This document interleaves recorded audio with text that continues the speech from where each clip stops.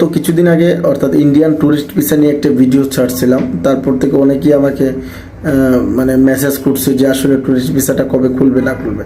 দেখেন, অ্যাকুরেট সত্য বিষয়টা হলো যেটা ট্যুরিস্ট ভিসা খোলার প্রক্রিয়াধীন আছে। বিভিন্ন সোর্স মতে এবং তাদের যে ইন্ডিয়ান হাই কমিশনারের যে নোটিশ প্রজ্ঞাপন যেটা দিচ্ছে তা থেকে বোঝা যাচ্ছে যে খুব শীঘ্রই খুলবে, বাট এখন পর্যন্ত ট্যুরিস্ট ভিসা কিন্তু খুলে নেই।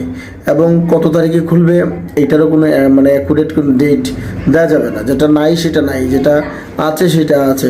এই মুহূর্তে double entry visa, medical visa এইগুলা কিন্তু অ্যাভেলেবল আছে। এবং ইন্ডিয়া থেকে যারা বাংলাদেশে আসতেছে তারা কিন্তু ট্যুরিস্ট ভিসা নিয়ে কিন্তু দেশে ব্যাক করতে পারতেছে, অর্থাৎ আমাদের দেশে ইন্ডিয়া থেকে ট্যুরিস্ট ভিসা নিয়ে বাংলাদেশে আসতে পারতেছে, কিন্তু বাংলাদেশ থেকে ট্যুরিস্ট ভিসা নিয়ে কিন্তু কেউ ইন্ডিয়া যেতে পারতেছে না। অর্থাৎ double entry visa, medical visa এবং তীর্থ ভিসা এবং বিজনেস ভিসা, এই ভিসাগুলো বর্তমানে বাংলাদেশ থেকে ইন্ডিয়া অ্যাভেলেবল আছে। আর ট্যুরিস্ট ভিসাটা এখনও খুলে নাই। ট্যুরিস্ট ভিসাটা খুললে প্রচুর মানুষ আসলে ওয়েট করতেছে যাওয়ার জন্য। তো ইতিমধ্যেই ইন্ডিয়ান মানে যে আইব্যাক যেটা, সেটাতে অনেক পরিবর্তন নিয়ে আসছে। এখন স্লট সিস্টেমটা, অ্যাপয়েন্টমেন্ট সিস্টেমটা চেঞ্জ করে ফেলছে।